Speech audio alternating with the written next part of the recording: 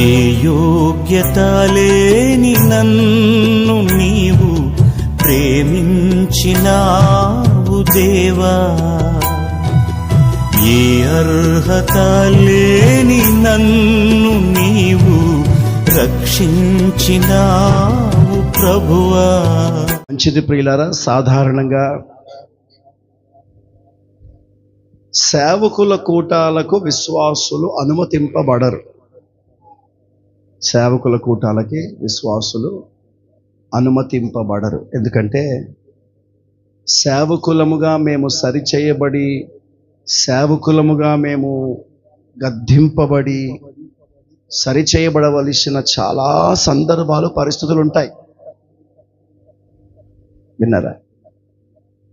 కనుక విశ్వాసుల మధ్యలో సేవకులను గద్దించినప్పుడు జరిగే ఒక నష్టం, లేకపోతే సైతానుగాడు చేసే పని ఏమిటంటే విశ్వాసుల విషయమై, సేవకుల విషయమై విశ్వాసుల మనసులో ఒక గలిబిలి, లేకపోతే ఒక చెడ్డ అభిప్రాయాన్ని తీసుకొచ్చేస్తాడు. పాస్టర్ గారు పలాని వ్యక్తిని గద్దించాడంటే ఏదో లోపమైనలో ఉండొచ్చని, వారిలో ఉండొచ్చు అని అభిప్రాయంలోకి వెళ్ళిపోతారు. ఈ సాతానుగాడికి ఏం పని పాటలేదుగా అందరి మనసులను పాడు చేస్తూ ఉంటాడు. అందుకే దైవ సేవకులు మాకు నేర్పిన క్రమం ఏమిటంటే సేవకుల కూటాల్లో సేవకులను బాగా నలగొట్టాలి, కానీ విశ్వాసుల ముందు సేవకులను ఎప్పుడు ఎత్తి పట్టుకోవాలి. Praise the Lord. సేవకుల విశ్వాసుల ముందు వాళ్ళని ఏం చేయాలి? ఎత్తి పట్టుకోవాలి, వాళ్ళని ఘనపరచాలి. ఇప్పుడు సేవకుల కూటం గనక సేవకులకు సంబోధించి వాక్యం చెప్పాలా? విశ్వాసులు కూడా వచ్చారు కాబట్టి సేవకులను పక్కన పెట్టాలా? ఏమి అర్థం కాని అయోమయ స్థితికి నేను వెళ్ళిపోయాను. కాబట్టి మినిస్ట్రీ సేవకులకు నేను ఇచ్చే చిన్న సలహా, మనవి ఏమిటంటే, ఇలా సేవకుల కూటాల మధ్యలో విశ్వాసులను మీరు గలపాలనుకుంటే ఆ రోజు ఈరోజు వచ్చాంగా, ఇవాళ వచ్చాంగా, ఈరోజు ఇక్కడ సేవకులు కూడా నియమించాం కనుక మా విశ్వాసులు కూడా వాక్యం విని బలపడితే బాగుంటుందని అభిప్రాయం ఉంటే మమ్మల్ని ముందుగానే సంప్రదించి మీరు చక్కగా ఏర్పాటు చేయగలిగితే ఉదయకాలం సేవకుల కూటం, సాయంకాలం విశ్వాసులకు చక్కటి కూటం పెట్టుకొని వెళ్ళిపోవచ్చు. విన్నారా? అప్పుడు ఆ ప్రాంతానికి వచ్చిన కారణాన స్థానిక సేవకులకు కూడా విశ్వాసులకు కూడా మనం న్యాయం చేసిన వాళ్ళం అవుతాం. వింటున్నారా? ఇప్పుడు ఎవరితో మాట్లాడాలో అర్థం కాక ఏదైనా మాట్లాడితే ఎవరి దృష్టిలో నేరమైపోతానన్న భయంతో మాట్లాడాల్సి వస్తుంది ఇప్పుడు. ఎందుకంటే సేవకుల కూటం కనుక ప్రభువా సేవకులంగా మేము ఏ విషయంలో సరిచేయబడాలని ప్రార్థిస్తూ ఉండగానే దేవుడు మా మనసులో తలంపులు పెడతాడుగా. హలో, ఈవేళ సేవకులు కూడా జరుగుతుంది. ఏం వంట చేయాలన్న వెంటనే మీకు వెంటనే ఫస్ట్ తలంపు ఏంటి? ఎవరు మాట్లాడరే? ఈరోజు సేవకుల కూటం మీరు పెట్టుకుంటున్నారు. చాలామంది సేవకులు మీ మందిరానికి, మీ ఇంటికి వస్తారు. వాళ్ళకి ఏదైనా భోజనం పెట్టాలి. ఏం పెడితే బాగుండని తలంపు రాగానే మీకు వచ్చే మొదటి ఆలోచన ఏంటి? అమ్మా ఏదో గట్టి చెప్పరే, చికెను, మటను, స్తోత్రం, రైసులు, అంతేనా? పర్వాలేదు, సేవకులు బాగా తినమరిగిన వాళ్ళు కాబట్టి ఎక్కడికి పోయినా దొరుకుతుంది కాబట్టి ఈ రోజుకి మనం పప్పుచారు సాంబార్తో సరిపెట్టుకుందామనే బ్యాచ్లు ఎవరైనా ఉంటారా? ఉండరుగా. మన దగ్గరకు వస్తున్న దైవజనులను ఘనపరిచే పంపాలన్న ఆలోచనలో ఉంటాంగా. అంతేగాని ఫలాన్ని చెయ్యకూడదు, ఫలాన్ని చేస్తే బాగుంటుంది అభిప్రాయంలో ఉంటాం. అలాగే ఒక కూటానికి వెళ్ళేటప్పుడు సేవకుల కొరకు వెళ్తున్నాం కాబట్టి సేవకుల కొరకు ప్రభువా నువ్వేమి నియమించావో అది మాకు ఇవ్వండి అనే ప్రార్థన చేస్తూ ఉంటాము కదా. అదేమిటో కానీ గత 2 రోజుల నుంచి కాస్త బలహీనత ఎక్కువైపోయి బాగా ఇబ్బందికరంగా ఉంటూ ఏమి వాక్యం చెప్పాలో అర్థం కాక అయోమయంతోనే ప్రయాణం అయ్యాను ఒంగోలు నుండి. మార్గ మధ్యలోనికి వచ్చిన తర్వాత నాకు తలంపు నా మనసులో పెట్టాడు దేవుడు. వెంటనే చదివే అవకాశం లేక, నా కళ్ళు కనపడవు కనుక నేను చూచే అవకాశం లేక దైవజనులను ఈ అధ్యాయం చదవండి అని నా మనసులోకి వచ్చిన ఒక అధ్యాయం అలా చదివించుకొని మనసులో పెట్టుకొని ఆలోచిస్తూ ఈ మధ్యలోనికి రావడం జరిగింది. Praise the Lord. Praise the Lord. మీరేం బాధపడవలసిన పని లేదు. సంతోషం వచ్చారు, మీరు కూడా వాక్యం వినండి. విశ్వాసులైన వాళ్ళు వినండి వాక్యం. మీకు కూడా వింటే మంచిదే. ఒక విధంగా సేవకుల కూటంలో మీరు రావడం కూడా మంచిదే. ఎలాగైనా మీరు అర్థం చేసుకోండి. ఎందుకంటే విత్తబడుతున్న దేవుని వాక్యం ద్వారా మీకు కూడా ఒక చక్కటి అవగాహన రావాలా. నిజమైన సేవకులు ఎవరు, నిజమైన సేవకులు ఎవరు కారో ఈ సేవకులను గురించి కూడా ఒక చక్కటి అవగాహన మీకు రావాలి. Praise the Lord. ఎందుకంటే ఈ రోజుల్లో మీకు సామెత చెప్తాను, గుడ్డోడు దారి చూపిస్తే ఇద్దరు పోయి ఎడబడతారు, గోతులో పడతారు. కనుక మీకు దారి తెలవదు, ఎటు వెళ్ళాలో అర్థం కాదు. కనుక మీరు దారిలో సరి అయిన మార్గంలో నడిచేవారిగా ఉండాలంటే మిమ్మల్ని గోతులో పడేయకుండా సరి అయిన మార్గంలో నడిపించే సరి అయిన సేవకులు కూడా ఉండాలి. Praise the Lord. సంచలేసుకొని మీ ఇండ్ల పొంటి ఇండ్ల పడి తిరుక్కుంటూ వచ్చి మేము కూడా ప్రార్థన చేస్తాం, బెండకాయలు, బీరకాయలు, దొండకాయలు, వంకాయలను కేకలేసుకొని పోయినట్టు వాడు కూడా కేకలేసుకుంటూ పోతూ ఉంటాడు ఇళ్ళ పడి తిరుక్కుంటూ. కొంతమంది ఎవరో సేవకుడు అన్న పేరుతో వచ్చారు కదా అని నెత్తిపైన చెయ్యి ప్రార్థన చేయించుకున్నారు కాక ఇలాంటి పిచ్చి వేషాలు చేయబాకండి. నిజమైన సేవకులు ఎవరు, మీ దైవజనులు ఎలాంటి వారు, మీకు ఇచ్చిన సేవకులు ఎలాంటి వారు, ఇవన్నీ గమనించి నిదానించి చూచూ సరి అయినదేమిటి, నిజమైనదేమిటి, అబద్ధమైనదేమిటో మీరు గుర్తించి గ్రహించి దాని ప్రకారముగా నడుచుకోవడానికి ఒక మంచి మనసాక్షి కలిగి ఉండాలి. ఏదొక్కసారి బిడ్డలందరూ కుడిచి పైకెత్తి గట్టిగా స్తోత్రం చెప్పండి. హల్లెలూయా, హల్లెలూయా. ఆరాధన జరిగే వేళ, ప్రార్థనలు చేసే వేళ నేను బాగా గమనిస్తున్న విషయం ఏమిటంటే, కొంతమంది గుడ్లప్పగించి కళ్ళు తెరుచుకొని చూస్తా, ఇటు అటు చూస్తా నిర్లక్ష్యంగా మందిరంలో కూర్చున్నారు. మరి మీకు భక్తి నేర్పించింది ఇదేనా? విశ్వాసులతో నేను మాట్లాడుతున్నాను. దైవజనులు అలాగే నేర్పించారా? వింటున్నారా? నా మాటలు చాలా జాగ్రత్తగా ఆలకించాం.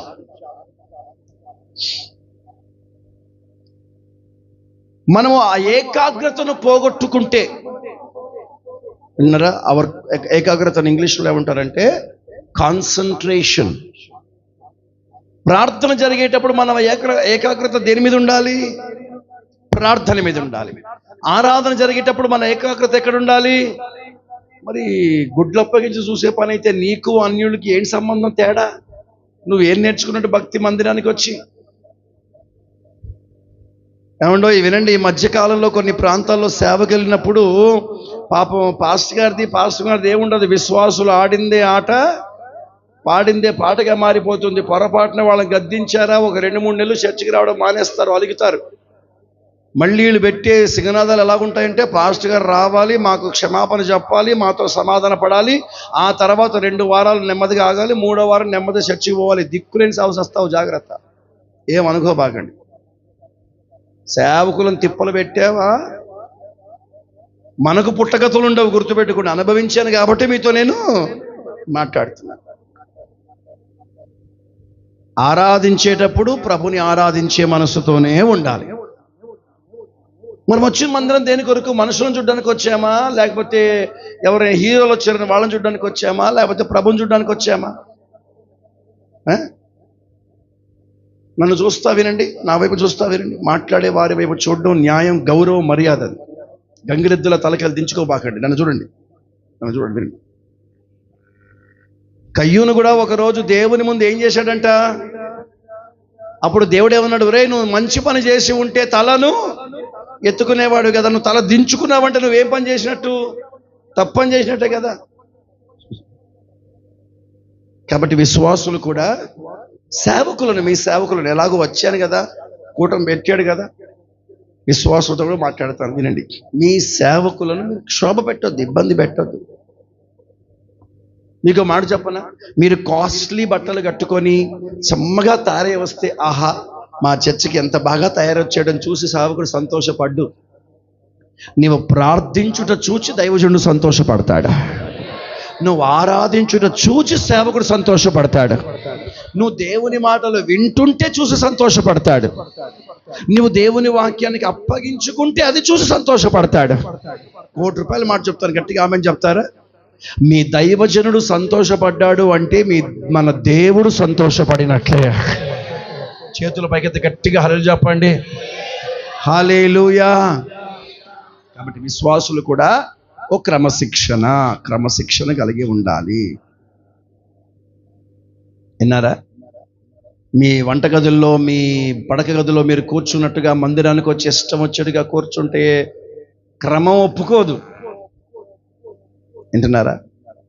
కూర్చునే పద్ధతి, ఆరాధించే పద్ధతి, ప్రార్థించే పద్ధతి, వింటున్నారా? ప్రభుతో గడిపే ఒక పద్ధతి, ప్రభుతో సహవాసం చేసే కొన్ని విధి విధానాలు ఉంటాయి. కాబట్టి విశ్వాసులు కూడా క్రమాన్ని నేర్చుకోవాలి. చెప్పండి, ఏం నేర్చుకోవాలమ్మా? క్రమము నేర్చుకోవాలి. అనండి గట్టిగా. మీకు చక్కటి మాట చెప్తాను, బాగా వినండి. తిమోతి పత్రికలో ఒక మాట అంటాడు, తొందరపడి తీయబాకండి, నా వైపు చూడండి. 1 తిమోతి 2:4 అంటాడు, మరియు జట్టి అయిన వాడు పోరాడినప్పుడు నియమ ప్రకారము పోరాడకుంటే, నా వైపు చూస్తూ సమాధానం చెప్పండి, నా వెనక మీరు ఈ మాటలు చెప్పండి. పోరాటం అనండి కొంచెం గట్టిగా. రెండవ మాట చెప్పండి నా వెనక గట్టిగా. నియమము అనండి. నియమము అన్న పరిభాషకు మరొక అర్థం ఏంటంటే క్రమము అనండి గట్టిగా. పోరాటము, క్రమము అనండి, 2 పదాలు. కొందరి నోర్లు ఇంకా తెరవబడడం లేదు. కారణం ఏంటో నాకు అర్థం కావట్లేదు. కనుక మీరు కూడా చక్కగా నోరు తెరవగలిగితే మంచిది. మౌనంగా ఉండాలనుకుంటే మర్యాదగా వెళ్ళిపోవచ్చు. స్తోత్రం. పోరాటము, క్రమము అనండి గట్టిగా. రెండోసారి గట్టిగా. ఆ 2 అనుభవాలు కలిగిన వాడే యుద్ధములో జయం పొందుకుంటాడంట. కనుక ఈ ఆత్మీయ జీవితం అనే పోరాటములో మనము జయము పొందాలంటే మన దగ్గర పోరాటం అంటే భక్తి ఉండాలి, క్రమము కూడా ఉండాలి. ఏముండాలంట? భక్తి ఉండాలి. ఈ 2 మాటలు చెప్పండి. భక్తి ఉండాలి, క్రమం. స్తోత్రం, స్తోత్రం. దేవునికి మహిమ కలుగునుగాక. మంచిదో చక్కటి సందర్భాన్ని మీ ముందు పెట్టి చాలా శరవేగంగా నేను దేవుని వాక్యాన్ని ముగించడానికి ప్రయాసపడతాను. పరిశుద్ధాత్మ దేవుడే మనతో మాట్లాడునుగాక. హల్లెలూయా.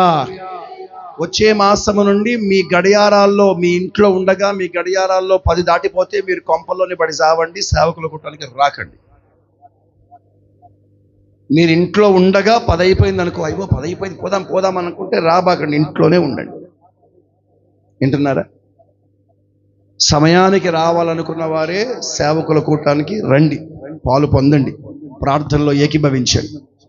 ఈరోజు ప్రార్థనలో ఎంతమంది నిజంగా చెప్పండి ఆత్మలో సంతృప్తి కలిగి సంతోషించారు? చేపైకి ఎత్తండి. ఈరోజు దేవుడు ప్రార్థన ఆత్మనిచ్చి మనకు ఎంతో కృపనిచ్చాడు కదా.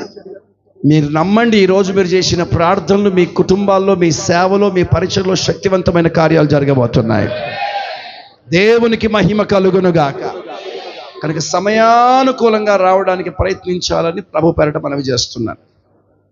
కూటమి ఏర్పాటు చేసుకున్న వాళ్ళు అయ్యా దండం పెడతారు అంటే ఇండైరెక్ట్గా నీకే కాదు అందరు చెప్తున్నాను. మేము వచ్చిన తర్వాత మీరు బాత్రూంలోకి వెళ్ళి అప్పుడు స్నానాలు చేసి శుద్ధీకరణ ఆచారాలు పాటించారనుకోండి, ఇక ఆ రోజు నేను ఆ కూటంలో భోజనం చెయ్యను, వాళ్ళ ఆతిథ్యం తీసుకో. నేనే కాదు, నా స్థలంలో ఏ దైవజనుడు వచ్చినా కూడా వాళ్ళకి అదే క్రమం చెప్పి పంపిస్తాను. వచ్చే మాసం నుండి ఎవరి దగ్గర సేవకులు కూటం పెట్టినా కూటం ఏర్పాటు చేసుకున్న వాళ్ళు ముందు మందిరంలో కనపడాలి. ముందు మీరు ప్రార్థనలో పోరాడాలి. మీ కొరకే వచ్చాం మేము. ఈరోజు ఈ కూటం ఎవరికి ఆశీర్వాదం? పెట్టుకున్న వారికి. వచ్చే మాసం ఇంకోళ్ళు పెట్టుకుంటారు, అది వాళ్ళకి మళ్ళీ పెట్టుకుంటారు, అది వాళ్ళకి. కనుక సమయానుకూలంగా సేవకులు రావడానికి ప్రయత్నించాలని దండం పెట్టి చెప్తున్నాను. ఇది నా మనవే. కాస్త కఠినంగా మాట్లాడవచ్చు కానీ ఇది ప్రేమపూర్వకమైన హెచ్చరికనే. స్తోత్రం. యేసు ప్రభు 33 సంవత్సరాలు బ్రతికాడు, 3.5 సంవత్సరాలు సేవ చేశాడు. ఎక్కడికి వెళ్ళినా ఆయన పాడిన పాట ఒకటే, ప్రేమ. పాట పాడతా కదా, ప్రేమ పూర్ణుడా, అంతేనా? కానీ ఆశ్చర్యం చెప్పనా, 24 గంటలు ప్రేమ ప్రేమ ప్రేమ ప్రేమ అని పాడినోడు చర్చిలోకి రాగానే కొరడా పట్టుకొని కొట్టిండు చూడు, ఒక్కడు కనపడలేదు అక్కడ. అంతేనంటారా? అవునా కాదా? యెరూషలేము దేవాలయంలోనికి పోగానే క్రయ విక్రయము చేయు వారి బల్లలు, గువ్వలు, అమ్మవారి బల్లలు, వాటిని చూసి నేను ప్రేమ గల దేవుడు కనుక నా ప్రేమ కరిగిపోకమని మీ బలలు తీసేయండి అని చెప్పాడా? అన్నాడా? మరి ఏం చేశాడు? కొరడా తీసుకొని కొడితే ఒక్కడ కనపడలేదు. అక్కడ అర్థం ఏంటో తెలుసా? మందిరం బయట ప్రేమ, మందిరం లోపల క్రమం. మందిరం బయట ప్రేమ, మందిరం లోపట క్రమం. బయటికి పోతే ప్రేమని, చర్చిలోకి వస్తే క్రమమే. లోకములో ప్రేమ చూపించాలి, మందిరంలో భక్తి చూపించాలి, క్రమం చూపించాలి. మందిరం అంటే ఈ చర్చ కాదు, మనమే ఒక మందిరం అయి ఉన్నప్పుడు క్రమమైన జీవితాన్ని మనలో మనం కలిగిన వారిగా ఉండాలి. Praise the lord. రైట్, వాక్యం చదవండి. సమూయేలు మొదటి పుస్తకం, అంతేనా? సమూయేలు రెండో పుస్తకం 18వ అధ్యాయం. అదేంటి నాన్న, అది మన ఎక్కువ తీసేయండి.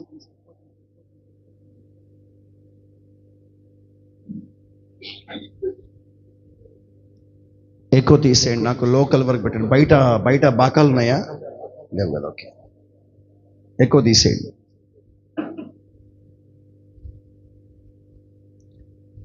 సమూయేలు పుస్తకం రెండవ పుస్తకం 18వ అధ్యాయం. 18వ అధ్యాయం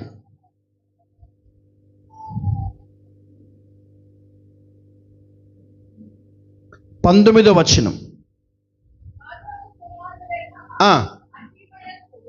సాదోకు కుమారుడైన అహిమయేసు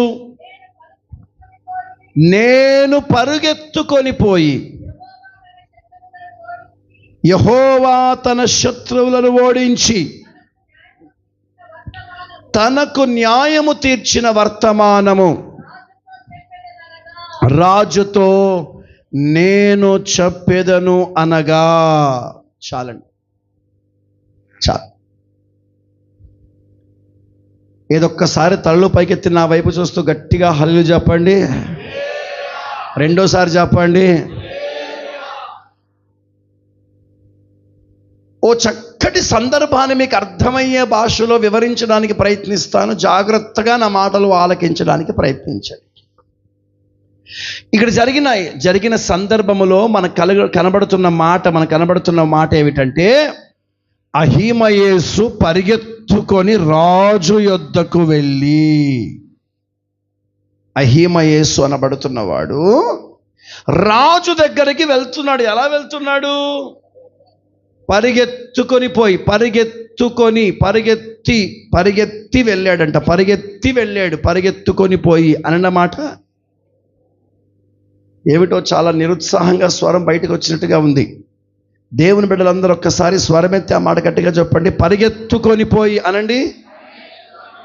రెండోసారి గట్టిగా, మూడోసారి గట్టిగా. ఈ ఒక్క మాట మనసులో పెట్టుకొని ఇక నా వైపు చూస్తూ జాగ్రత్తగా వినండి. బైబిల్ చూడవలసిన పని లేదు, చక్కగా నా వైపు చూస్తూ దేవుని మాటలు ఆలకించాలని ప్రభు పెట్ట మనవి చేస్తున్నాను. సరిగ్గా మర్యాద కూర్చోండి. రైట్. ఈ మాట నా చెవులో పడిన వెంటనే నాకు జ్ఞాపకం వచ్చిన ఒక మంచి మాట చెప్తాను. మీరు అవునా కాదా అని సమాధానం చెప్పండి. అంతేనా? విశ్వాస జీవితం అనేది ఒక పరుగు ప్రయాణం, అవునా కాదా? కొంచెం గట్టిగా. సేవ ఒక పరుగు, అవునా కాదా? కొంచెం గట్టిగా. ఇప్పుడు విశ్వాసులు కొందరు ఉన్నారు కదా, మీరు విశ్వాసులతో మాట్లాడుతాను. మీరు భక్తి చేస్తున్నారంటే మీరు ఇప్పుడు ఏం చేస్తున్నట్టు? పరిగెడుతున్నట్టు. సేవ జరిగిస్తున్నామంటే మనం ఏం చేస్తున్నట్టు? పరిగెడుతున్నట్టు. ఇప్పుడు మన గురి, మన లక్ష్యం ఏమిటంటే, ఒక రోజున దైవజనుడైన పౌలు గారు చెప్పిన సాక్ష్యం మనం కూడా చెప్పాలి. ఏమని? మంచి పోరాటము పోరాడి తిని నా పరుగు కడముట్టించి తిని. Praise the Lord. పరుగు అన్న పదం వచ్చింది అంటే మీరు వెంటనే గుర్తుపెట్టుకోండి, విశ్వాసులైతే విశ్వాస జీవితం అని, సేవకులైతే సేవ జీవితం అని. ఇప్పుడు మన భాషలో చెప్పండి, సేవ చేస్తున్నవాడు ఇప్పుడు ఏం చేస్తున్నాడు? కొంచెం గట్టిగా. దైవజనులు యేసన్న గారు కూడా ఒక మంచి పాట రాశాడు. పరుగెత్తేదా పిలుపుకు బహుమతికై ప్రభు యేసుని ఆజ్ఞల మార్గం. అంతేనా? అంటే సేవ చేస్తున్నవాడు కూడా ఏం చేస్తున్నాడు? ఇప్పుడు మాట్లాడాలి. విశ్వాస జీవితం చేస్తున్నటువంటి దేవుని బిడ్డలు కూడా ఇప్పుడు ఏం చేస్తున్నారు? వాళ్ళు ఒక మంచి మాట చెప్పాలంటే, చేరిన మనమందరము కూడా ఏదో ఒక విధంగా పరుగు పందెములో పాలు పొందుచున్న వారమే. అయితే పరిగెత్తడం ముఖ్యం కాదు, పరుగు పందెములో విజయముతో మనము ముగించవుదుముగాక. హల్లెలూయా.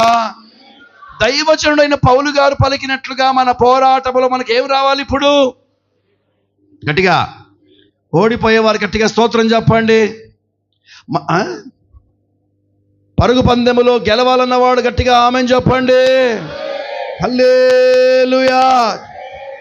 మరో మంచి మాట చెప్తాను, నా మాట మీకు అర్థమైతే గట్టిగా ఆమేన్ చెప్పడానికి ప్రయత్నించండి. రాజు యొద్దకు చేరడమే మనము జయించిన వారము. పరలోకము చేరిన వాడే జయించిన వాడు, సియోను చేరిన వాడే జయించిన వాడు, నూతన యెరూషలేము చేరిన వాడే జయించిన వాడు. ప్రభు దగ్గరికి చేరగలిగిన జయ జీవితము దేవుడు మనందరికి అనుగ్రహించునుగాక. ఆ జయం పొందాలంటే మనం ఏం చేయాలి? ఇప్పుడు కొంచెం గట్టిగా. విశ్వాసులైతే ఆ పరుగు అర్థం ఏంటి? నమ్మకంగా బ్రతకండి. విశ్వాస జీవితంలో ఎలా ఉండాలి మీరు? సేవకులైతే ఆ పరుగు పందెం దేనికి సాదృశ్యంగా ఉండంటే, మీకు అప్పగించబడిన పని నమ్మకంగా చేయండి. స్తోత్రం. ఆరోగ్యం బాగోలేక సేవకుల కూటానికి రాలేదండి, ఈడు పందెంలో ఓడిపోయినోడే. మీకు ఒక మాట చెప్పనా? నవంబర్ 3వ తారీఖు మొదలుకొని ఇప్పటి వరకు నా పన్ను దాని ఏమంటారు సమస్య వచ్చి ఆపరేషన్ జరిగి కుట్లేసి, ఆపరేషన్ జరిగిన 2వ రోజే నేను ప్రసంగానికి వెళ్ళి ఆవేశంలో హల్లెలూయా అనేటప్పటికి కుట్టు ఊడిపోయింది. ఒక నెల రోజులు నరకం అనుభవించే నరకం. దేవుని మహాకృపను బట్టి నిన్న ఆదివారం నుండే కాస్త నొప్పి తగ్గి ప్రభు కొరకు ఇలా మళ్ళీ పరిగెత్తడానికి కృపనిచ్చారు. ఇన్ని బలహీనతలు వెంటాడుతున్నా ఒక్కరోజు కూడా నేను విరామం తీసుకున్న చరిత్ర నా బైబిల్లో నా డిక్షనరీలో లేదు. నాకు ఆరోగ్యం బాగాలేదు, నేను ఈవేళ సేవకుల కూటానికో సువార్త కూటానికో ఏదో దేవుని పనికి వెళ్ళలేను, నేను రెస్ట్ తీసుకుంటానంటే దేవుడు కొడతాడా? హలో, తిడతాడా? రేయ్, నేను నమ్మినికి పన్నపకిస్తున్నావు, ఏం చేస్తున్నావు దుర్మార్గం, తిడతాడా? ఏమండగా? పర్లేదు నాన్న, రెస్ట్ తీసుకో, అవకాశం ఉన్నప్పుడే వెళ్ళు అని ప్రభు మనకు కూడా అవకాశం ఇస్తాడు. ఆయన అవకాశం ఇస్తాడా ఇవాళ రెండో విషయం, అసలు నీ సమర్పణ ఏంటి? అన్నీ బాగుంటే చేసేది సేవ ఏంటి? ఒళ్ళు బాగుంటే చేసే ప్రార్థన ఏమిటి? ఏది బాగోలేనప్పుడే కదా ప్రభుతో సహవాసం చేయాలి. మనం ఎప్పుడు బలహీనమో అప్పుడే బలవంతులమో కదా బైబిల్ సాక్ష్యం చెప్తుంది. కూటానికి ఆలస్యంగా వచ్చావు, నీ పరుగులో ఏమైపోయావు? ఇప్పుడు నువ్వు పడిపోయావు. దేవుని పని విషయంలో నిర్లక్ష్యము అశ్రద్ధ వహిస్తున్నావంటే నీ పోరాటంలో ఏమైపోయినట్టు? ఇప్పుడు నువ్వు ఓడిపోయినట్టు.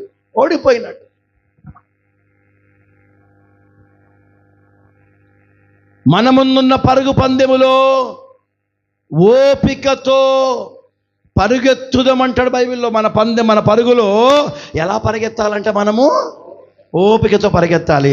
అందుకే దైవజనుడు పౌలు అంటాడు, క్రీస్తు యేసునందున్నతమైన పిలుపునకు బహుమానము కలగవలనని గురి యొద్దకే నేను కొంచెం గట్టిగా పరిగెత్తుచున్నాను. దేవునికి మహిమ కలుగునుగాక.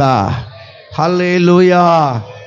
అందరు నా వెనుక ఈ మాట చెప్పండి. నమ్మకముగా పరిగెత్తాలి, ఆగిపోక పరిగెత్తాలి, విశ్వాసముతో పరిగెత్తాలి, ఓపికతో పరిగెత్తాలి, గురి యొద్దకే పరిగెత్తాలి, మంచి పరుగు పరిగెత్తాలి. అంతేనా? స్తోత్రం. ఇదొక్కసారి 2024 సంవత్సరం ముగింపులోనికి చేరుకున్నాము కదా. వ్యక్తిగతంగా మీ విశ్వాస జీవితాన్ని, సేవకులైతే సేవ జీవితాన్ని ముందు పెట్టుకొని ఓ చిన్న ప్రశ్న వేసుకోండి. గడిచిన సంవత్సరం ఎలాంటి పరుగు పరిగెత్తారు మీరు?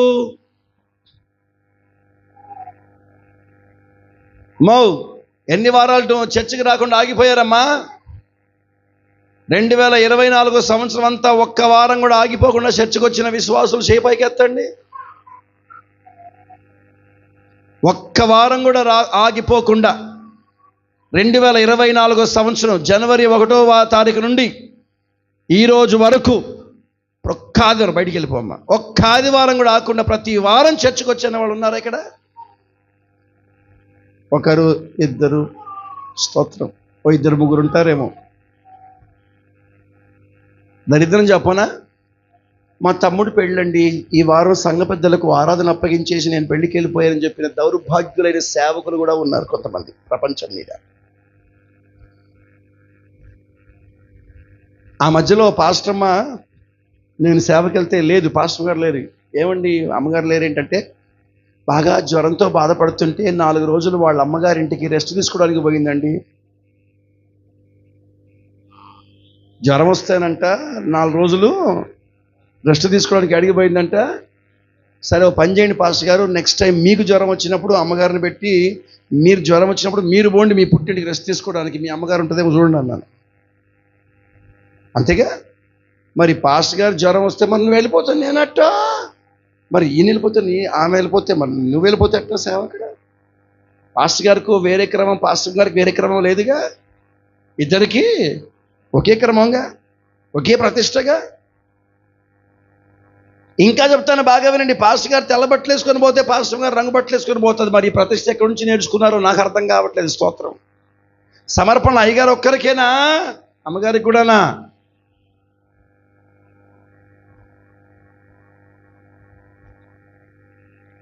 మొన్న దైవజనుడు ప్రశ్నించాడు, పెళ్లి జరుగుతుంటే ఇంతకీ పెళ్లి అబ్బాయిదా అమ్మాయిదా అని అడిగారు. నేను అడుగుతున్నా, మీరు చెప్పండి. ఇప్పుడు ఓ పెళ్లి జరుగుతుంది, పెళ్ళి అబ్బాయిదా అమ్మాయిదా? అమ్మా కదా, ఇద్దరిది కదా. మరి ఒక్కళ్ళే ఖర్చు పెట్టుకొని ఇంకోటికి ఏడిపోయి, ఒక్కళ్ళే ఖర్చు పెట్టుకొని ఇంకోటి సంతోషించే భాగవతం ఎక్కడి నుంచి వచ్చింది? ఆడపిల్లలే ఖర్చు పెట్టుకోవాలి, మగపిల్లడు పెట్టొద్దు, వాళ్ళు సావాలా, నువ్వు వాడు సాగు మీద నువ్వు ఎంజాయ్ చేయాలా? దిక్కుమల్ల మాట కాకపోతే అవి. ఇద్దరు చేయగలిగితేనే కదా ఓ పెళ్లి జరిగేది. మరి దైవజనులు ఇరువురు కలిస్తేనే కదా సేవ జరిగేది. ప్రతిష్ట ఒక్కరికి ఎందుకు, సమర్పణ ఒక్కరికి ఎందుకు, త్యాగం ఒక్కరికి ఎందుకు, వైరాగ్యం ఒక్కరికి ఎందుకు, తీర్మానం ఒక్కరికి ఎందుకు? Praise the Lord. ఇవన్నీ నామకార్థ సేవల్లో ఎవడి సహవాసం లేకుండా నేను ఇండిపెండెంట్ అని చెప్పుకునే అనాథ సేవకుల దగ్గర ఇలాంటి ఏం కనపడవు. స్తోత్రం. మా అమ్మగారు బాగా వంట చేస్తారండి, రండి పాస్టర్ గారు మాకు భోజనం అంటే, సరే భోజనం బాగా చేస్తుందంట కదా, సర్లే పోదామని ఇంటికి పోతే ఓ పెద్ద ప్లేట్లోని 1.5 కేజీ అన్నం వేసేసి, 1/2 కేజీ కూర వేసేసి, 1/2 కేజీ పచ్చడి వేసేసి, 1/2 లీటర్ సాంబార్ పోసేసి ప్లేట్ నా చేతిలో పెడితే నేనేమైనా బిచ్చగాడినా సేవకున్నా? ఆ దిక్కుమందానికి ఎలా పరిచయం చేయాలో కూడా తెలవదా? ఇంకేం సేవ చేస్తుంది నాకు అర్థం కావట్లేదు. అందుకే నేను ఏమంటానంటే, సేవ చేయడం ముఖ్యం కాదు, క్రమము కలిగి ఉండడం ముఖ్యం. హల్లెలూయా, అవునా కాదా? మీరు వెళ్ళండి చూడండి, సాధారణంగా చాలా స్థలాల్లో ప్లేట్ నిండా అన్నం వేసేసి, ఒక పక్క ఇంత లట్టెడు కూర వేసేసి, మళ్ళీ అంతంతా వడ్డిస్తుంటే వాళ్ళు దానికి పెట్టేది పేరేంటంటే ప్రేమ, గౌరవం. ఎవడైనా బయట చూస్తే వాడు చెప్పే మాట తెలుసా, వామ్మో పాస్టర్లు తిండిపోతులైన మాట విన్నాను, కానీ ఇప్పుడు కనులారా చూచుచున్నాను అంటాడు. మీరు మా సాక్ష్యాన్ని పాడు చేయడం తప్పితే చేసేది ఏమీ లేదు అక్కడ. వింటున్నారా? సేవలో నలిగి కనీసం ముద్ద కడుపు నిండా తినే అవకాశం కూడా లేని స్థితిలోనికి మేము వెళ్ళిపోయాం. మమ్మల్ని అలా సాక్ష్యాలు పాడు చేయబాకండి, ముందు మీరు క్రమాన్ని నేర్చుకోండి.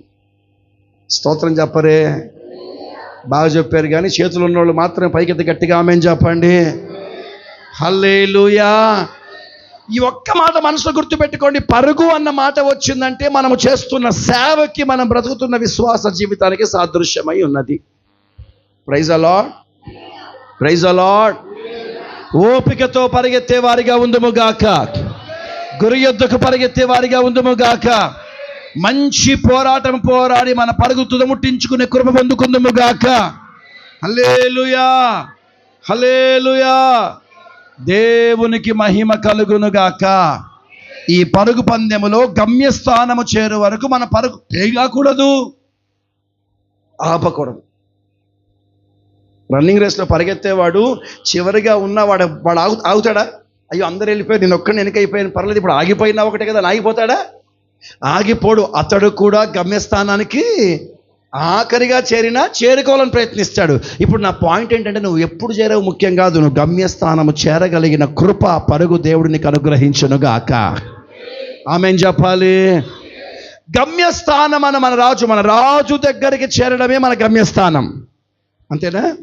సియోనులో నా యేసుతో సింహాసనం ఎదుట క్రొత్త పాట పాడేదా. ఎక్కడ చేరే వరకు? గట్టిగా చెప్పండి, ఇంకొంచెం గట్టిగా. సేవకుడు అయితే సియోనుకి, విశ్వాసమైతే యెరూషలేముకి. నీ గమ్యస్థానము చేరే వరకు నువ్వేం చేస్తా ఉండాలి? అందరు నా వెనక ఈ ఒక్క మాట చెప్పండి, రాజు యొద్దకు చేరే వరకు అనండి. రెండోసారి గట్టిగా, మూడోసారి గట్టిగా. ఏం చేయాలి?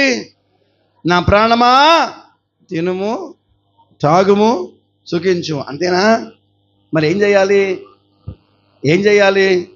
నోరు తెరిచి గట్టిగా చెప్పరే. పరిగెత్తాలి అనండి గట్టిగా. మన సేవ ఒక, మాట్లాడాలి, విశ్వాస జీవితం ఒక పరుగు పరుగు పరుగు పరుగు పరుగు. అయితే పరుగు పందెములో సేవకులముగా, విశ్వాసులముగా ఎలాంటి పరుగు పరిగెత్తాలనేది చరిత్రలో నుండి జరిగిన కొన్ని సన్నివేశాల ద్వారా మీకు చక్కగా వివరించడానికి నేను ప్రయత్నిస్తాను. దేవునికి మహిమ కలుగునుగాక. Praise the Lord, praise the Lord. కాసేపు చరిత్ర చెప్తాను, తలకాయలు పైకెత్తండి, నా వైపు చూడండి, నేను ఆ మాటలు వివరిస్తాను, బాగా వినండి. దావీదుకు అబ్షాలోముకు మధ్య యుద్ధం జరుగుతూ ఉంది. ఎవరెవరికి? దావీదుకి, వినండి, దావీదుకి అబ్షాలోముకు మధ్య యుద్ధం జరుగుతూ ఉంది.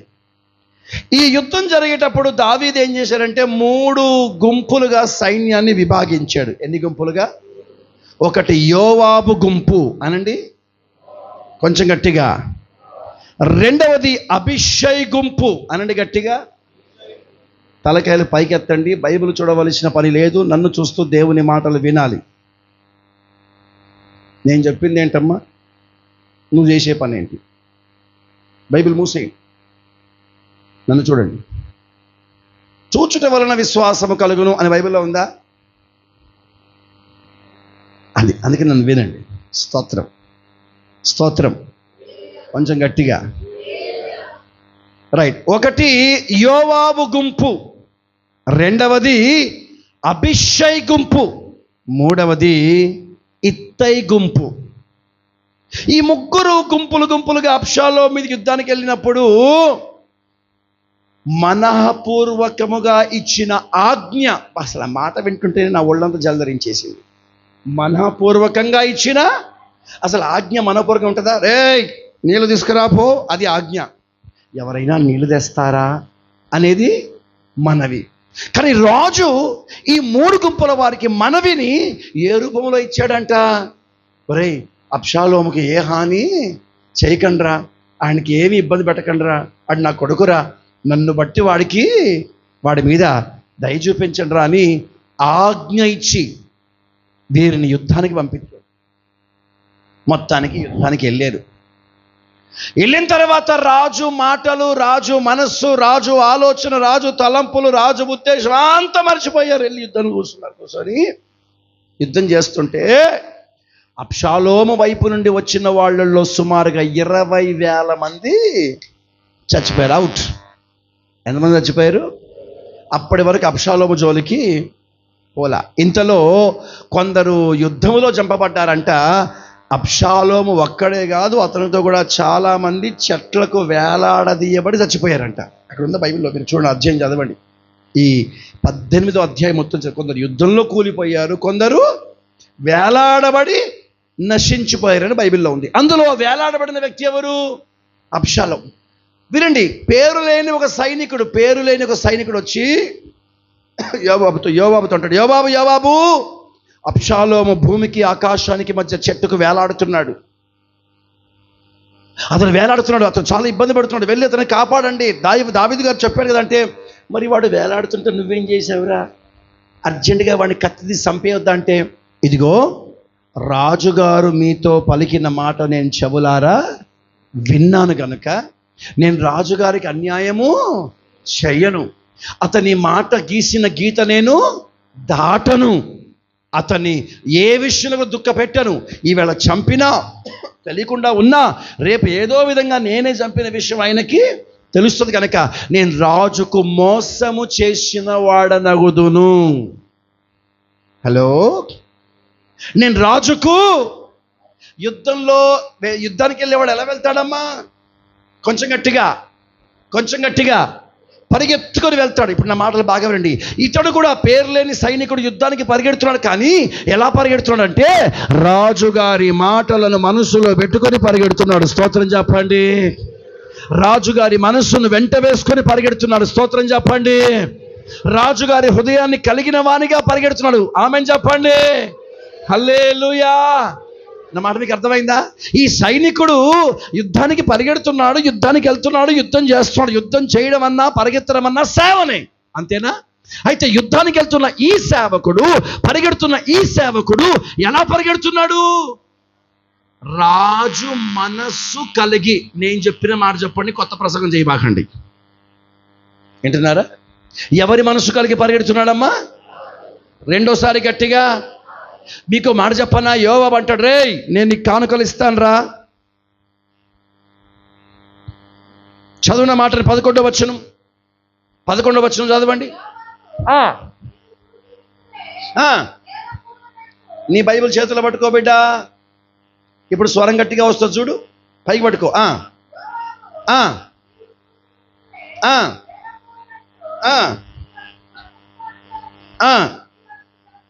నీవతనిని చంపిన ఎడల 10 తులముల వెండియు నడికట్టును నీకిచ్చియుందునని తనకు సమాచారము.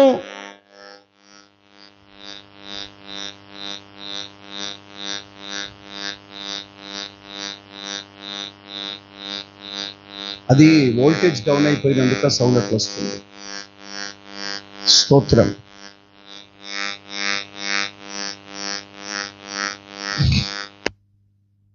హల్లెలూయా.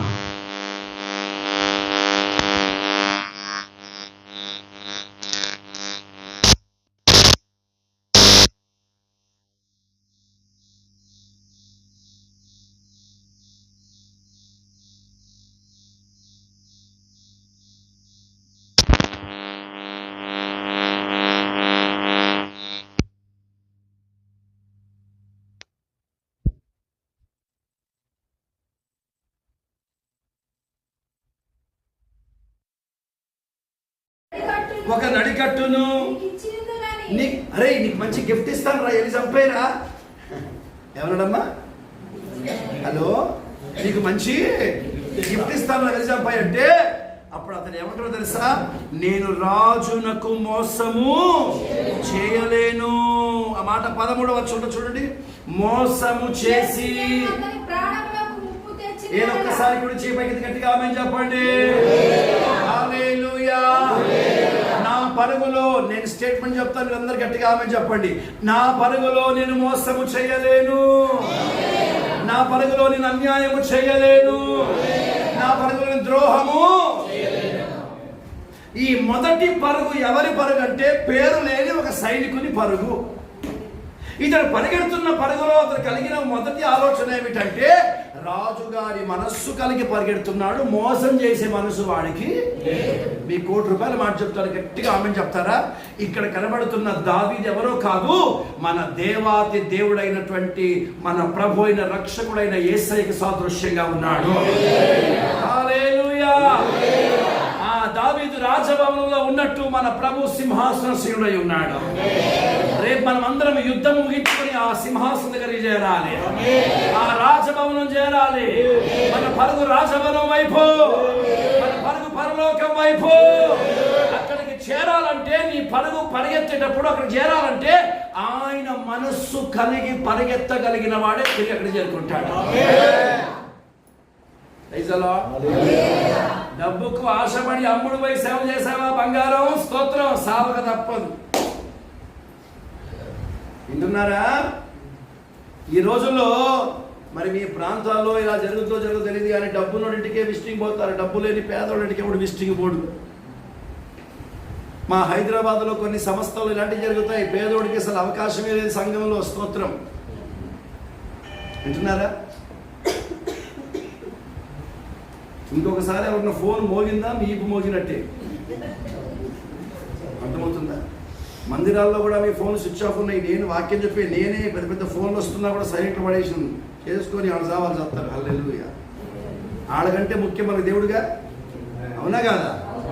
మధ్యలో ఫోన్ ఇసుకొని హలో అంటూ పోతాడు ఒక పని వాళ్ళు. నిన్న స్టేజ్ మీద కూర్చొని హలో నా వెనకనే ప్రసంగం చేస్తున్నాను, తీసుకెళ్ళి నోట్లో పాలు కెట్టేసి సౌండ్ రాకుండా నరకంలో పడేందుకు కోపం వచ్చేసిందండి. ఆమె హల్లెలూయా. రెండు చేతులు పైకి స్తోత్రం చెప్పలేండిరా. చూడడానికి తెల్లగా ఎర్రగా బొద్దుగా అందంగా బాగానే ఉన్నారు కానీ మొద్దు ముఖాల్లో కూర్చున్నారండి నాయన. ఏదో ఒకసారి మనుషులందరూ చేతులు పైకి స్తోత్రం చెప్పండి. హల్లెలూయా. మీ అయ్యగారు ప్రేమ రాజ్యం, నాదంతా ధర్మశాస్త్రం. నాకు ఇదంతా నైజంతా కట్టే కొట్టే తెచ్చే తీసుకుని పర్లోకం చేర్చాలి అంతే. మాట విన్నారా? ముద్దెచ్చి సంకెక్కించుకొని పాలు బిగెట్టి పర్లోకం తీసుకెళ్ళిపోతాను. మాట వినలేదా ఇడిచిపెడతా అనుకున్నారా? పొరపాటు ఇడిచిపెట్టిన చుట్టేట్టు లాక్కెళ్తాను. లాక్కెళ్ళడం మాత్రం గ్యారెంటీ. మనుషులందరూ స్తోత్రం చెప్పండి. ఏం చెప్పిర్రమ్మా? హల్లెలూయా.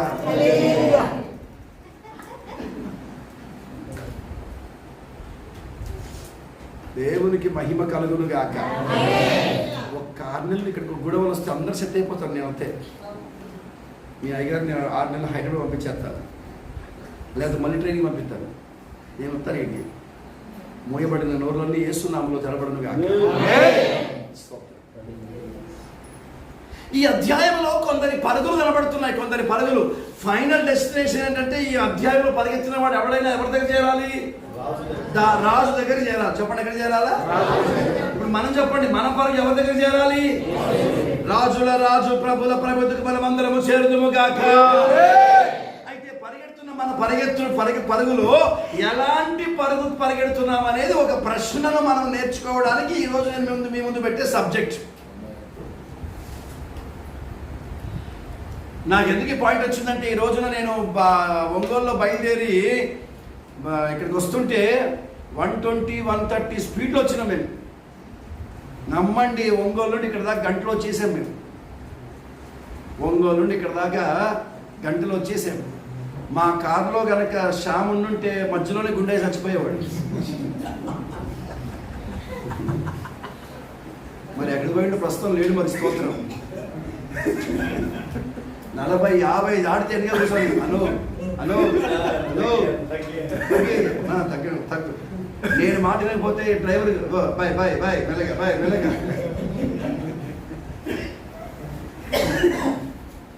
మా అయ్యగారేమో 8కి రమ్మంటే 9కి వచ్చిండు. 9:30కి బయలుదేరాను. సరే ఇదంతా ఏదో టైం మొత్తానికి ఇక్కడికి వచ్చిన తర్వాత అంటాడు మళ్ళీ ఇంత తొందరగా తీసుకొచ్చావు నువ్వు చూడ ఆడ స్కూటర్మే స్టార్ట్ కాదండి అన్న ప్రకారం స్టార్ట్ కాకుండా. అప్పుడు నా మనసుకు వచ్చిన తలంపు ఏంటంటే, అసలు ఈ పదవి దేని కొరకు? నా డ్రైవింగ్లో ఉన్నప్పుడు మత్తులో ఉన్న ఓ ప్రక్క నిద్ర వస్తుంది, గాబరైతుంది, నీరసం వస్తుంది. నిజం చెప్పాలంటే టిఫిన్ కూడా సరిగ్గా చేయలేదు, ఆకలి అవుతుంది. ఏమైనా తిన్నామంటే కోరుకుని అట్టుపళ్ళు దొరకలేదు. ఏం చేయాలి అర్థం కాక పరిగెడతా ఉంటే నాకు వెంటనే వచ్చి తలంపు, అసలు ఎందుకు ఈ పరుగు?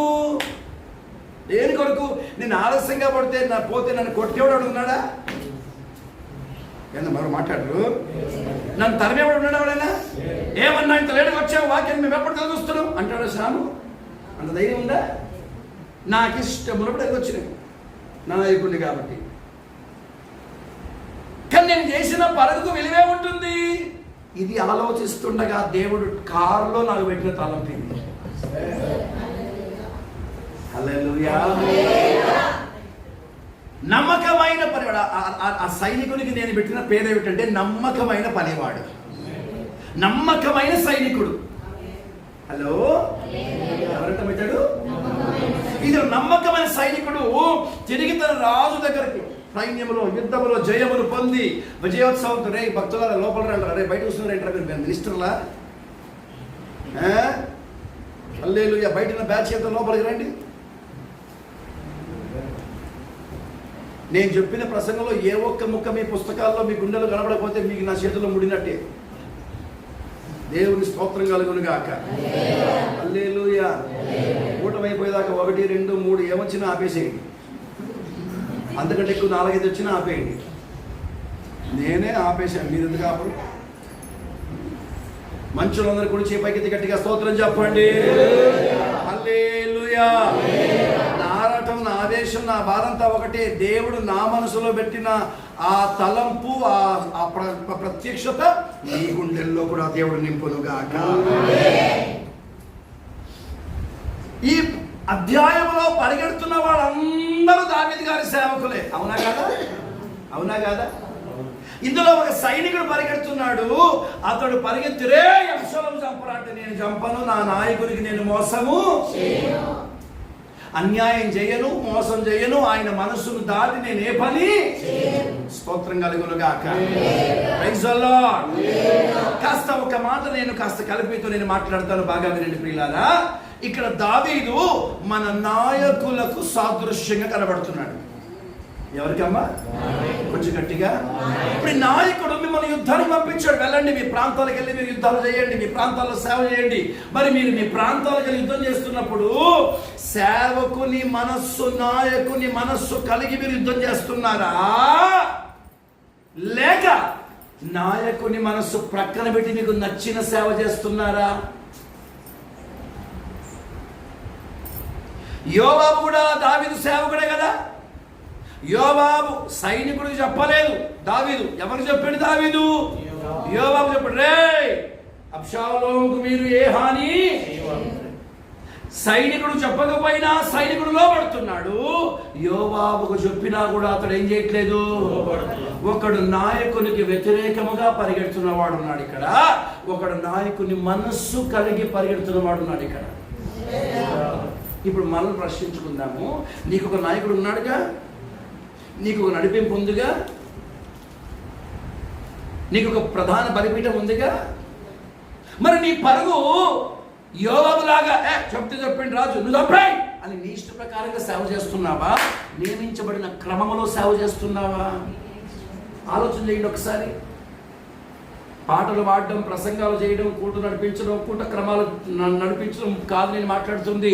నీ జీవితంలో నీకు అప్పగింపబడిన పనిని యథార్థముగా, నమ్మకముగా, ప్రతిష్ట కలిగి విశ్వాస విధానంలో చేస్తున్నావా? అది నిర్ధారించుకోవడానికి నీ మనసు రావాల్సిన ప్రశ్న ఏమిటంటే, నీకు నీ నాయకుని మనస్సును కలిగి ఉన్నదా? మా నాయకుని మనస్సు కలిగి ఉన్నావా? నీకు చిన్న ప్రశ్న అయినా, రే నయమాను రథము వెనక పరిగెత్తుచున్నప్పుడు ఏమి రాలేదంట? కొంచెం గట్టిగా. అంటే పరిగెత్తేవాడి వ్యక్తిలో ఎవడి మనసు ఉండాలి? గట్టిగా ఏం మాట్లాడరే? సేవకులుగా ఒక్కసారి మిమ్మల్ని మీరు ప్రశ్నించుకోండి. మీ నాయకుల మనస్సుతోనే మీరు పరిగెడుతున్నారా? విశ్వాసులైతే మీ దైవజనుల మనస్సును కలిగి విశ్వాసులుగా జీవిస్తున్నారా? వింటున్నారా? ఈ రోజుల్లో చాలా బాధ కలిగించే భయంకర విషయం ఏమిటంటే, నాయకుడు చెప్పేది ఒకటి, చేసేది ఒకటి. మన ఇటీవల ప్రాంతంలో ఒక చిన్న సమస్య గురించి మేము విచారిస్తుండగా మేరక గారు మాతో మాట్లాడుతున్నారు. దయచేసి దండం పెట్టి చెప్తున్నాను, మళ్ళీ మీ సెల్ ఫోన్స్ అని స్విచ్ ఆఫ్ చేయండి లేదా సైలెంట్లో పడేయండి. అలా కాదనుకుంటే మీకు వందనాలు, సెలవు తీసుకోవచ్చు. ఓ చిన్న విషయం సంభాషిస్తూ ఆ సమస్య గురించి మేము ఆలోచిస్తూ ఉంటే మేరక గారితో నేను ఒకటే మాట్లాడినాక, క్రమమునకు, నడిపింపునకు, నాయకత్వానికి విరోధంగా మేము ఎప్పుడు ఏ పని చెయ్యం. మినిస్ట్రీ కొరకు ప్రాణాలు పెడతామే తప్ప మినిస్ట్రీకి వ్యతిరేకంగా ఏ పని చెయ్యం.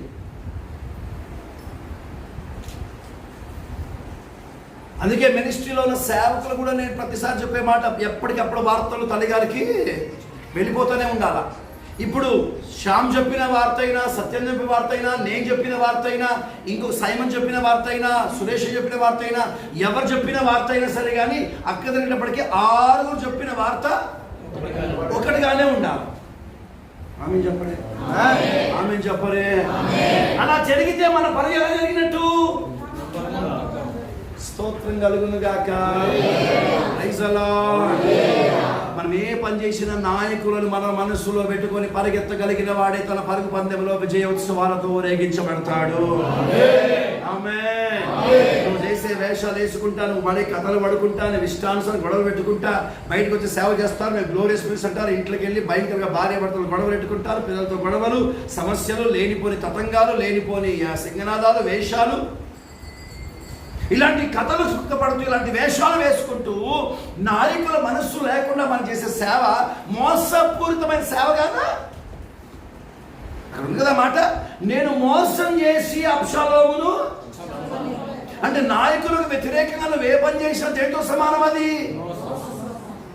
నేను తప్పు చేయలేదు కానీ నాయకులకు చెప్పలేదు, నువ్వు చెప్పకపోవడమే పెద్ద మోసం కదా అక్కడ. హలో, నా మాట మీకు అర్థమవుతుందా?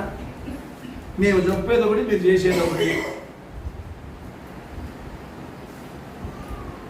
ఈ రోజు వరకు సేవకుల కూటాల్లో సంస్థకు కానీ నాయకులకు కానీ సేవకు కానీ వ్యతిరేకమైన కార్యాలు చేయడం కానీ చేసిన వారిని సమ్మతించడం కానీ చరిత్రలో జరిగిన దాఖలు లేదు. నేనైనా మీరైనా ప్రధాన బలిపీఠానికి లొంగిపోవాల్సిందే తప్ప ఏదో అధికారిగా నియమించబడి పంపబడిన వాడు కనుక మాట్లాడుతుంది తప్పితే నా జాబితా అయినా మీ జాబితా అయినా ఒకటే, మీ లెక్కైనా మా లెక్కైనా ఒకటే. సంఘంలో విశ్వాసగా ఉన్నావా? నీ సొంత మనసుతో భక్తి చేయకు, నీ నాయకుని మనస్సును కలిగి భక్తి చేయి. సేవకుడవా, నీ నాయకుడైన వారు చెప్పిన నా క్రమములో నమ్మకంగా నువ్వు పోరాడ తప్ప నీ సొంతగా పోరాటము చేయరాదు. అలా సొంత పోరాటం చేసిన వాడు నాయకునికి ఏం చేసిన వాడు అవుతాడు? మీకు దండం పెట్టి చెప్తాను, ఇంకో మాట చెప్పనా? మాకు మా పెద్దోళ్ళే ఫోన్ చేయాలి, మమ్మల్ని పలకరించాలి, ఇలాంటి దురుద్దేశాన్ని మనసులో తొలగించండి. పెద్దవాళ్ళు మీకు ఫోన్ చేయడం కాదు, మీరే వాళ్ళని సంప్రదించాలి. పెద్ద చెట్టు కొమ్మ, పెద్ద చెట్టు ఉంటుంది కదా, చిన్న కొమ్మలు అది పట్టుకోదు, కొమ్మనే పోయి మొద్దును పట్టుకుంది, అంతేనా? తీగ ద్రాక్షావల్లిలోనే కానీ ద్రాక్షావల్లి తీగను పట్టుకోదండి.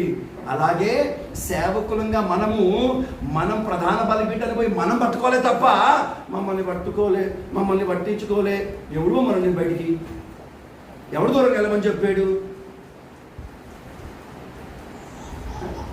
నాకు వేరుగా ఉండి మీరేమీ చేయలేని బైబిల్లో చక్కగా వాక్యం ఉందిగా.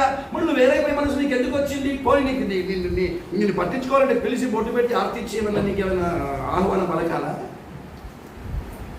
మరి అలాగైతే ఈరోజు సేవకుల కూటానికి నాకు ఎస్ఐ ఫోన్ చేశాడా? ఎస్ఐ ఫోన్ చేసినా రాను, శ్యామ్ ఫోన్ చేసినా రాను, సత్యానందం ఫోన్ చేసినా రాను, సురేష్ ఫోన్ చేసినా రాను. నాకు నాయకుల దగ్గర నుంచి ఫోన్ వస్తేనే నేను వస్తానుగా. ఎందుకంటే మీకైనా నాకైనా క్రమము ఒకటేగా. కనుక నీ పరుగులో నువ్వు గుర్తుపెట్టుకోవాల్సిన మొదటి విషయం, నీ సేవలో గుర్తుపెట్టుకోవాల్సిన విషయం ఏంటంటే నాయకుని మనస్సు కలిగిన వానిగా నువ్వు పరిగెత్తే స్వభావం నీకుండును గాక. హల్లెలూయా. ఇక్కడే కనబడుతున్న మరో వ్యక్తి ఎవరో తెలుసా? అదే 11వ వచనం కనబడుతున్నాడు, అతని పేరు యోవాబు. అతను ఎలా పరిగెత్తుడు అని చూసిన తర్వాత ఎందుకు చంపలేదురా, చంపేయ్ అని లంచాలు ఇచ్చేవాడు కూడా నీ పక్కనే ఉంటాడు. స్తోత్రం. నీ మనసును జరిపేవాడు కూడా పక్కనే ఉంటాడు, పర్వాలేదు. ఈ రోజు కూటానికి పోయిపోయినా పర్వాలేదు. స్తోత్రం. ఆ మధ్య దుర్మార్గుడు మా దగ్గర పెట్టండి సేవకుల కూటం, మా దగ్గర పెట్టండి సేవకుల కూటం అని వెనకబడి పడి పడి పడి కూటం పెంచుకున్నాడు. అలా పెట్టడం ఆయన క్రమంగా ప్రతి మాసం వచ్చే వాళ్ళకే కూటం పెడతామంటే లేదు ఇక్కడ నుంచి క్రమం వస్తానంటే మా శ్యాము పెద్ద అయస్కాంతం కదా, వెంటనే అయస్కాంతం అతుకుపోయాడు, కరిగిపోయాడు, కూట పెట్టాడు. మంచి చాలా బాగా కూటం జరిగింది. మరుసటి నెల నుంచి ఇప్పటిదాకా ఆ పనికి మానుడు కనపడలేదు. ఇది యోవాబు కాదా? నీకు ఆజ్ఞలు ఇచ్చాడు కదా నువ్వు ఇలా చేయాలని చెప్పి, దేవుని ఆజ్ఞలు పాటించకుండా నియమించిన క్రమాన్ని తప్పిపోయి క్రమంలో నిలబడకుండా వాడు పరిగెత్తుడు యోవాబు పరుగుడు కాదా? వీడిది అన్యాయపు పరుగంట, మోసకరమైన పరుగు, నాయకులకు వ్యతిరేకంగా పరుగు. నడిపింపుకు వ్యతిరేకంగా పరుగు. Praise the Lord. Praise the Lord. October మాసంలో చాలా విస్తారమైన ఖర్చు కారణాన ఈసారి డిసెంబర్ మాసంలో పండగలకి ఎవరికి బట్టలు పెట్టకూడదు, నా వలన కాదు అని అక్క చేతులు ఎత్తేసి, పరిస్థితులు బాగలేవు. 20-30 లక్షలు ఖర్చు పెట్టి ఆ బిల్డింగ్ కట్టారు.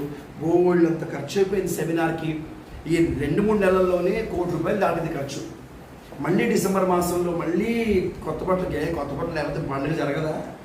బట్టలు తన పండగ, ఎవరికి కావాలి బట్టలు అని చెప్పేసి ఈసారి నో బట్టలు అన్నది అక్క. నా వల్ల కాదన్నది. అయ్యో పాపం, పాపం కాదు, అయ్యో అక్క చేయలేకపోతున్నది కాబట్టి పెద్దోళ్ళగానే ఉన్నాం కదా, నలుగురం కలిసి అక్క చేతులు ఆదుకుందామని మేము ప్రయాసపడి, సరే మనం చేద్దాం షాపింగ్ అనుకుంటే అక్క ఒకరోజు ఫోన్ చేసి, ఈ సంవత్సరం ఎవరికి బట్టలు లేవు, ఎవరు కుట్టించుకోకూడదు అనేసారంతే. కుట్టించుకోవద్దంటే అక్క ఇవ్వలేదు కాబట్టి పర్లేదు మనం కొనుక్కుందామని పోయారా, సేవకులు కొత్త బట్టి సంపేస్తాను జాగ్రత్త. స్తోత్రం. వేసుకోవద్దన్నారు, ఎవడు వేసుకోవద్దు కొత్త బట్టలు, అంతే. గీసిన గీత ఆడిపోయి యోవాబులాగా, సరే అక్క ఇవ్వలేదు మనం చేసుకోవచ్చు కదా అని మాత్రం చేయబాడు. విశ్వాసం ప్రేమించి ఇచ్చారా, మర్యాదగా దాన్ని పెట్టులో పెట్టేసి తాళవేసి పెట్టేసేయండి. హల్లెలూయా. ఈసారి మళ్ళీ కొత్త బట్టలు వేసుకోమని బలిపీఠం దగ్గరికి వచ్చినప్పుడు మనం మళ్ళీ కుట్టించుకుందాం. అప్పటిదాకా స్తోత్రం. ఆమె హల్లెలూయా. మనకి అర్థమవుతుందా? మళ్ళీ కొత్తగా యోగంలో బయటికి వెళ్ళేసి, నా చెప్పిన మాట నువ్వేం వాటిది అవసరమా, నేను చెప్పించాయి అని ఆడి నిన్ను పుల్లెడతా ఉంటాడు. వెనక నుంచి గుర్తుపెట్టుకోండి, ఆడి తలంపులను జయించుదువుగాక, సాతాను తలంపులను జయించుదువుగాక, అపవాది మనసు జయించుదువుగాక. హల్లెలూయా. దేవునికి మహిమ కలుగును గాక. ఒకటి అనామకుని పరుగు అనండి గట్టిగా. దానికి నేను పెట్టిన పేరు ఏమిటంటే నమ్మకస్తుని పరుగు అనండి. రెండవది మోసకరమైన పరుగు అనండి గట్టిగా. ఎవరిది? అనామకుడైనా రాజు దగ్గర చేరాలి, యోవాబైనా రాజు దగ్గర చేరాలి. ఆయన దగ్గర చేరేటప్పటికీ నువ్వు ఎలాంటి ముగింపు చేస్తున్నావు అన్న విషయాన్ని మనసులో పెట్టుకొని పరిగెత్తు బిడ్డ. నువ్వు మంచి పోరాడి మంచి పరుగు తుదముట్టించగలిగితే పరలోకంలో నీ కొరకు బహుమానం ఒకటి ఉంచబడింది. హల్లెలూయా. దేవునికి మహిమ కలుగును గాక. హల్లెలూయా. 3వ వాని పరుగు చూపిస్తాను, చదవండి. 19వ వచనం. 3వ వాని పరుగు.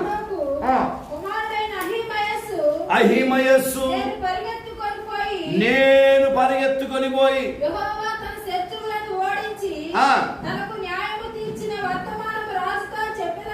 చాలండి. దేవునికి మహిమ కలుగును గాక. తలలు పైకెత్తండి. ఇప్పుడు చెప్పండి, 3వదిగా పరిగెడుతున్న వ్యక్తి ఎవరు? అహిమయస్సు అనండి గట్టిగా. రెండోసారి ఇతడు పరిగెత్తి నేను రాజు యొద్దకు పోయి దేవుడికి జయమిచ్చాడని చెప్పాలనుకున్నాడు. ఆ మాట ఇప్పుడు అహిమయస్సు చెప్పాలంటే అనుమతి ఎవరు ఇవ్వాలి? యోవాబు ఇవ్వాలి. యోవాబు దగ్గర అడుగుతాడు, రాజా అయ్యా సేనాధిపతి ఏమో చెప్తాడు, ఆగరా ఇప్పుడు చెప్పొద్దు ఆ మాట అని చెప్పేసి నెమ్మదిగా ఏం చేశాడు, అహిమయస్సు పక్కన పెట్టి, నువ్వు వెళ్ళొద్దు, ఇప్పుడు చెప్పొద్దు, ఇప్పుడు చెప్తే రాజు బాధపడతాడని చిన్నగా కథలు వేసి వాడిని పక్కకు నెట్టేసి ఎవరిని పంపిస్తున్నాడు? ఇప్పుడు కూషును పంపిస్తున్నాడు. ఇప్పుడు బాగా వినండి, అలా ఎందుకు చేశాడో తెలుసా? నాకు చూస్తారా? అహిమయస్సు రాజు మనిషి, కూషు యోవాబు మనిషి. అహిమయస్సు ఎవరి మనిషి అమ్మా? కూషు ఎవరి మనిషి? ఇప్పుడు అహిమయస్సు వెళ్ళడానికి ఏమని చెప్తాడు? నువ్వు చెప్పావు కదయ్యా యోవాబుకి చంపొద్దని, కానీ యోవాబే చంపాడయ్యా అని నిజం చెప్తాడు కదా. అందుచేత యోవాబు చంపిన వార్త రాజు దగ్గరికి చేరొద్దని అహిమయస్సు యథార్థంగా సమాధానం చెప్తాడని తెలిసి అహిమయస్సుని ఆపేసి, ఇప్పుడు చెప్పొద్దురా చాలా జ్ఞానంగా, ఇదిగో ఇప్పుడు మనం చెప్పామనుకో అయ్యగారు బాగా బాధపడతాడు, ఆయన మనం దుఃఖ పెట్టొద్దు, ఆయన బాధపడతాడు రా, నెమ్మదిగా చెప్దాం అని మెల్లగా ఉద్యోగించి ఆయన పక్కకు నెట్టేసి ఈయన పక్కకు నెట్టగానే ఈ యోవాబు ఎవరు పిలిచాడు? కూషు వెళ్ళిపోయి చెప్పురా, అబ్షాలోము ఆడికాడే చచ్చిపోయాడని చెప్పు, శత్రువులు చంపేశారు, మనకు తెలియకుండానే ఆయన ప్రాణము పోయిందని చెప్పాను. కానీ ఈ మాట విని అహిమేస్ అంటాడు, అయ్యా నేను పోతానంటే నన్ను ఆపి నువ్వు కూసుని పంపిస్తున్నావు, నేను కూడా పోతాను కూస్తూ అంటే పోయి సావను అంతే. ఎందుకంటే అప్పుడే కూసు ఏమైపోయాడు, వెళ్ళిపోయాడు. ఇప్పుడు ఈ యోవాబుల మాట ఏంటంటే ఈ అహిమహేసు పోయినా కూడా ముందు పోయిన కూసు ఏం చెప్తాడు, మాకు చెప్పేస్తాడు. కాబట్టి అహిమహేసు పోయినా ప్రయోజనము చూడండి ఎంత మోసకరమైన పరుగు. ఎవరి పరుగు ఇది? యోవాబు పరుగు. ఆశ్చర్యం చెప్పనా? మీ కుడి చేయి పైకి గట్టిగా స్తోత్రం చెప్తారా? నేను ఇంకా కారణం చెప్పలా. స్తోత్రం. మీ ఆతురత దేవుడు దీవించును గాక. హల్లెలూయా, హల్లెలూయా. అహిమహేసు నిజం చెప్తాడని ఆపేశాడు, కూసును పంపించాడు. కానీ అద్భుతమైన విషయం ఏంటంటే ఎట్టబోయినేమో కానీ కూసు వెనకబడిపోయాడు. అహిమహేసే ముందుగా వెళ్ళి వర్తమానం ఇచ్చేవాడిగా మారిపోయాడు. దేవునికి మహిమ కలుగును గాక. మూడవ వాని పరుగు ఎవరి పరుగిది? అహిమహేసు పరుగు. అన్ని గట్టిగా మొదటి పరుగు ఎవరు చెప్పాను? మంచి సైనికుని పరుగు. అన్ని గట్టిగా మరో మాట చెప్పాలంటే అనామకుని పరుగు. స్తోత్రం. అనామకుని పరుగులో ఏముంది? రాజు మనస్సు ఉంది. రైట్. రెండవ వాడి పరుగు ఎవరిది? యోవాబు పరుగు. ఎవరి పరుగు? అతని పరుగు ఎలా ఉంది? మోసకరమైన పరుగు, అవిధేయత అనే పరుగు. విన్నారా? అతను అలా పరిగెడుతున్నాడు. మూడో పరుగు ఎవరిది? అహిమయస్సు. ఈ అహిమయస్సు రాజుకు ఏ వార్త చెప్తాడు? ఏమన్నా కథ అల్లి చెప్తాడా? మరి ఏం చెప్తాడు? ఉన్నది ఉన్నట్టు చెప్తాడని తెలిసే యోవాబు ఆపేశాడంటే ఇప్పుడు చెప్పండి, అహిమహేసు మనసు ఎలాంటి మనసు? యథార్థమైన మనస్సు కలిగిన వాడే అహిమయస్సు. Praise the lord. మీకు ఇంకా అర్థం కావడం చెప్తాను. రాజు 2 గుమ్మాల మధ్య కూర్చొని ఉన్నాడంట దావీదు. ఎక్కడున్నాడంటే మీరు తర్వాత ఆ వాక్య భాగాన్ని 24వ వచనంలో మాట ఉంది. అతను 2 గుమ్మాల మధ్య కూర్చొని ఉండగా అతనికి వర్తమానం వచ్చింది. ఏమని? అయ్యా ఒకడు పరిగెత్తుకుంటూ వస్తున్నాడు. అప్పుడు రాజు అయిన దావీదు ఏమన్నా సార్, ఖచ్చితంగా పరిగెత్తుకుని వాడు వస్తున్నాడంటే అతను అహిమయస్సే అయి ఉంటాడు. ఆమె చెప్పండి. అంత మాత్రమే కాదు, అతను చెప్పిన మాట ఏంటంటే అతడు నా కొరకు శుభవర్తమానమే చేస్తున్నాడు. అంటే రాజుగారికి ఎవరి మీద నమ్మకము? కొంచెం గట్టిగా. ఈ లెక్కన అహిమయస్సు ఎలాంటి వాడంట? కొంచెం గట్టిగా యథార్థవంతుడు. నమ్మకస్తు అయిపోయింది పాయింట్. ఇప్పుడు అహిమయస్సు ఎలాంటి వాడంటమ్మా? గట్టిగా చెప్పాలి. నాకు అనుకూలమైన వార్తనే తీసుకొని వస్తాడు అన్న మాటతో దావీదు ఉన్నాడు. అహిమయస్సు చెప్పిన మాట కూడా అలాగే ఉంది. డైరెక్ట్గా వచ్చి రాజా రాజా నీ కొడుకుని చంపేశాడు రాజా అని చెప్పాడా?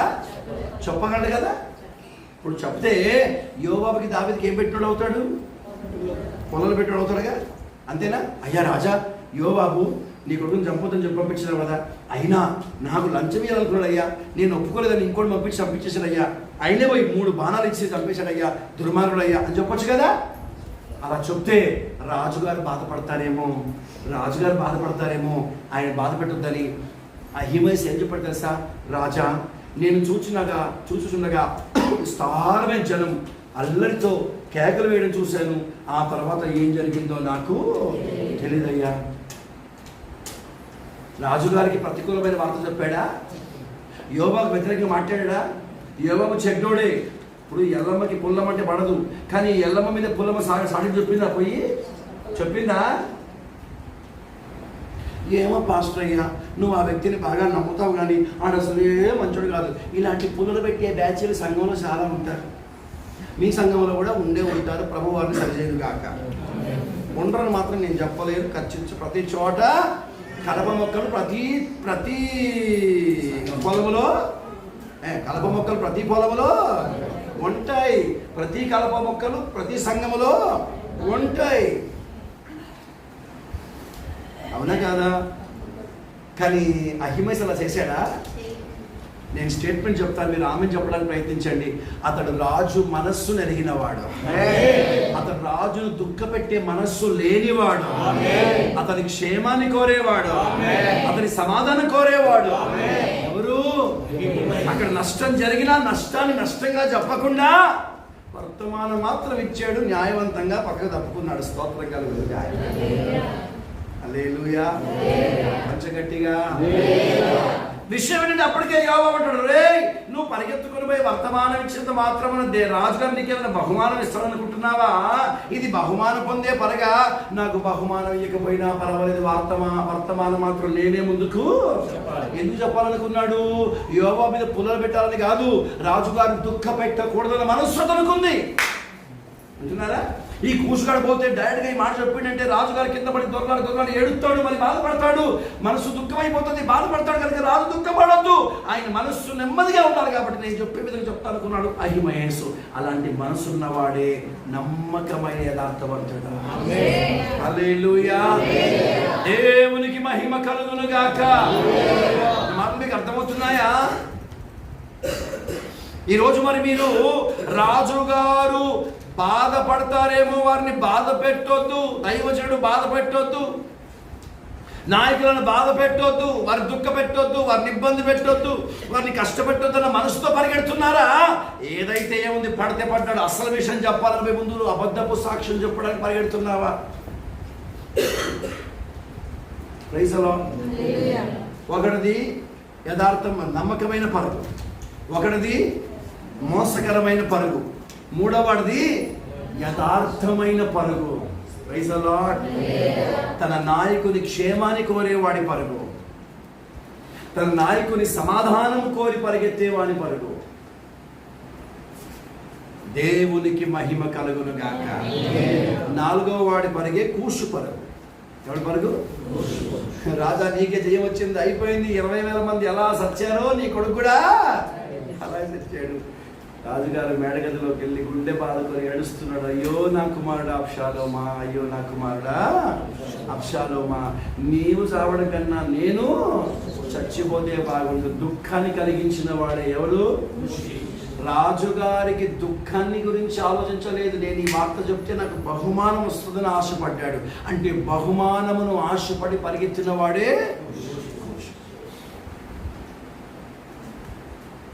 ఎలాంటి పరుగమ్మా? బహుమానమును. ఎదుటివాడు బాధపడ్డాడా సంతోషపడ్డాడా ఇది ముఖ్యం కాదు, నాకు బహుమానము దొరికిందా లేదా అది ముఖ్యం. ఈ రోజున బహుమానం కొరకు పరిగెత్తే దౌర్భాగ్యపు జాతి ఒకటి బయలుదేరి ప్రియులారా, దండం పెట్టి చెప్తున్నాను, కూషు పరుగు మనకు వద్దు. కూషు పరుగు మనకు. ఇద్దరిది మెచ్చదగని పరుగు, ఇద్దరిది మెచ్చదగిన పరుగు. అనామకుడు అహిమయస్సు. అనామకుడి విషయంలో ఒక పాయింట్ చెప్తాను, అహిమయస్ విషయంలో పాయింట్ చెప్తాను. బాగుడి. అనామకుడు వినండి, అతని పేరు లేదు, ఊరు లేదు.